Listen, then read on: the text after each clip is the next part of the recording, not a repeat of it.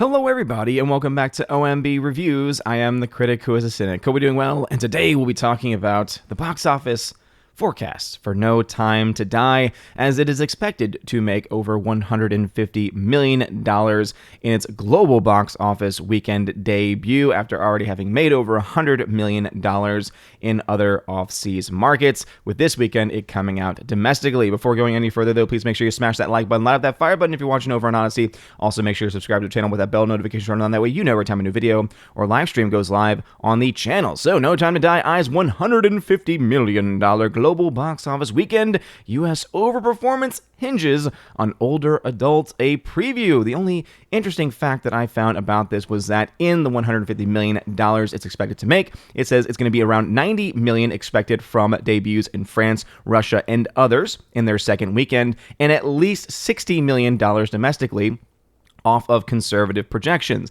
Now, if the money is only around $60 million, that would be underneath what the last official projections for the film were. If you look to the original, or rather this would have been the updated long-range box office forecasting for this film, it was expected to make between $70 and $95 million in its domestic debut, making in a total $175 to $275 million domestically by the end of its run. Now, keep in mind, this is a movie that costs a crap ton of money to make and needs to make at least $750 million worldwide if it is going to even break even.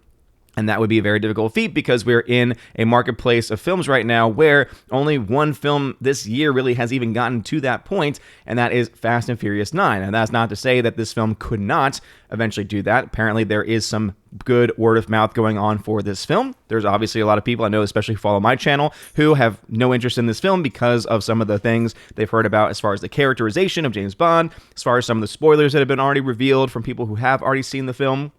And that might have an impact somewhat on the box office. But in general, it seems like the normie audience is going to be coming out in droves to see this, as it is the last Daniel Craig James Bond film. And if it is just a generic, fun James Bond film, as even people who I trust seem to indicate that it is, then that is going to be room for success even amongst just normal everyday going movie box office numbers. But it still has to make a crap ton of money in order for it to be able to break even. It goes on here to say that if No Time to Die over-indexes to numbers that are just under or roll past Venom Let There Be Carnage's record $90 million domestic start, or beat Skyfall's record domestic of 88.3, it's because the cautious older audience demos finally stampeded to the multiplex during COVID. Ah, yes, indeed. So if the film does well, it's because people finally were able to brave the danger that is COVID. And if it doesn't do well, it's because the adults were afraid to go to a movie theater. Ah, yes. Narrative has already begun to be spun on this. All while this is happening, Venom 2 is indeed doing pretty well, crossing $100 million domestically in the first 5 days of its release, tying Shang-Chi for the fastest during the pandemic. Here is the only issue, though, is that it does not seem to be keeping up its steam from its massive weekend. So again, it made $90 million in the 3-day opening weekend. However, as I pointed out in yesterday's video, the film is seeing a massive slowdown, especially when you look at its day-to-day numbers. So going again to this chart right here, by the way, shout out to thenumbers.com, because they actually have a little toggle up here. I don't know if it's been here the whole time. I think it's new because I've never noticed before, where you can actually switch to the actual numbers and then also to the adjusted for inflation numbers. So this actually helps out a lot. So if you're someone that likes to dive into numbers and compare numbers and anything like that, as I said, the numbers, great place to go to. The only downside is that sometimes they don't have all of their numbers completely up to date. But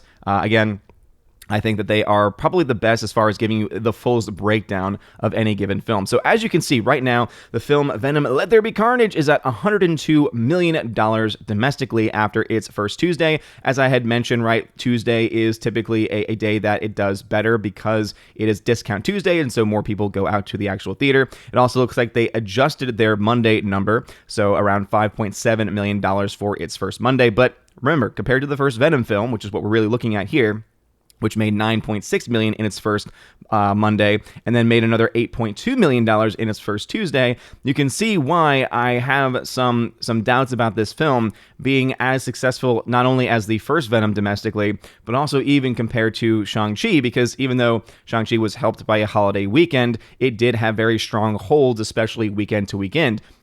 And also, Shang-Chi existed in a market where there were no other films to compete against it, whereas Venom Let There Be Carnage will indeed be competing against No Time to Die, which again, despite anyone's thoughts about the film, is pegged right now to make at least $60 million. And if we see a 50% drop for Venom Let There Be Carnage, that would make another, $45 million or so.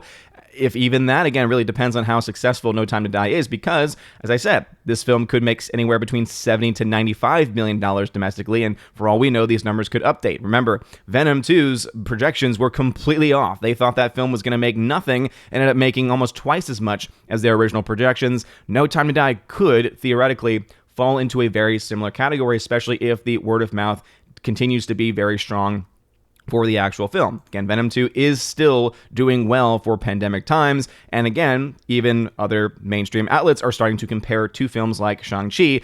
I don't know at this point, it's a little too early to tell whether or not it's going to be able to really match Shang-Chi dollar for dollar, only because it's ahead only by about $1 million right now when you compare it.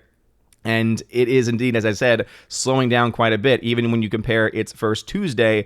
Shang-Chi made a little bit more. So once these numbers start to come out, once we see the second weekends, especially, remembering, of course, that this second weekend's not going to be nearly as strong because it's going to be competing, whereas Shang-Chi was not competing. That is, I think, going to be a pretty major factor. But I'm going to be keeping track of all this stuff, right? Especially comparing the first Venom to this film, because I think that's going to be probably one of the more fair comparisons. And also, we now have those numbers compared for inflation. So by the first Monday, the first Venom had made $90.3 million, whereas this Venom's made $95.7. So even though it made $10 million more in its opening weekend in comparison, right, $90 million for Venom 2 versus the $80 million made by Venom, you can see that by that first Monday, you're already starting to see that number get cut quite a bit. And I think as the days go on, seeing that this first Venom especially performed pretty well in comparison, I would not be surprised if you might see Venom 2 fall off a cliff pretty quickly. But again, still a little too early to tell. And the big thing, too, also, is that Venom 2 does not have much as far as the international box office because it has not been released in various box office markets up to this point in time. So, again, that is something that we are going to have to look into. It was also interesting, of course, is when you adjust for inflation, that the first Venom film actually cost more. Interesting. Anyway, what are your thoughts about this? Let me know in the comment section below. Do you think that Venom 2 is going to be able to beat the expectations and be able to be as successful, or at least more successful than a film like Shang-Chi? And also, do you think No Time to Die is going to get this $60 million or going to get closer to the range that, again, the industry experts, so-called experts, were saying, $70 to $95 million? Either way, expected to have a major release, but as I had mentioned before, it's got a long way to go. The film has to make around $750 million to break even. So this is my chart on my website. Again, the estimated budget was $300 million with marketing, typical marketing, $450 million, meaning at least $750 million to break even at the worldwide box office. Theoretically, it could be more since the movie was delayed. We know for a fact that it was delayed, that there were reshoots, that there were all these other factors that probably haven't been reported in any official numbers or any official capacity as of yet. So this number is probably going to be a lot higher. Anywhere between $750 and probably $850 million is the way that this film is going to break even. If it gets to $750, that alone would be a pretty major feat for this film. But let me know your thoughts in the comment section below. If nice video, smash that like button, light that fire button. If you're watching over on Odyssey, you guys are all amazing and beautiful people. Hope you all have a wonderful rest of your day.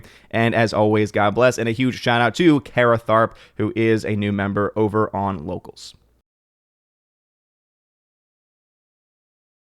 And now for a huge shout out to all of my Patreon, Subscribe Star, and Locals members: Andrew Hoyle, animation commentator; Brandon, Brian P., Christopher Bowman, Don Bruno de la Mancha, Father Christopher Miller, hail to you, Father; Father Damian Cook, Garrett Searles, Harold Francis, Inflamed Wood, Jacob Juice, Jeffrey Toone, Joe Horn, Jonathan Carney, Gomer Kyle, 79, Laura, the Modern Major General's Story, Mike Jackson, Dion, Mad Mitch Dunaway, Mondo Spieler, Mr. Peabody, On to June, Orange Hat Reviews, Out of Step with Reality, Priscilla Hall, Rosetta Allen, Stan Andrian, Teresa Martin, Theodore Benden, Tina Bojan, And Tina B, the Empress of the Universe, thank you for being my Patreon members. And a huge shout out to my Subscribe Star members, The R, Fast Reaction, Nosferatu Gatsu, John B,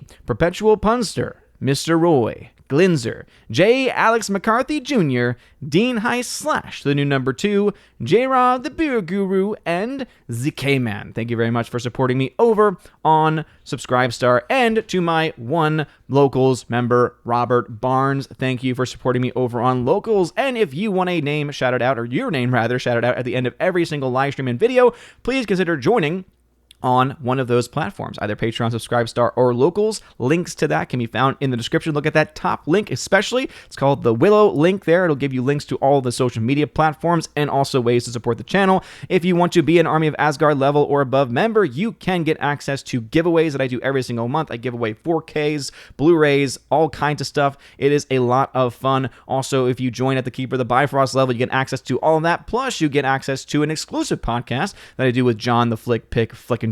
We have a lot of fun. We do that once or twice a month. And if you join at the Chosen of Valhalla level, you get all of that. Plus, in your first month, you get a t-shirt of your choice and send anywhere in the world. And also, you get to be featured on the channel once a month on the Chosen of Valhalla live stream, where we get to hang out and have a good time. So anyway, if any of that sounds good, check out that link in the top of the video as I mentioned. You guys are amazing and beautiful people. I hope you have a wonderful rest of your day. And as always, God bless.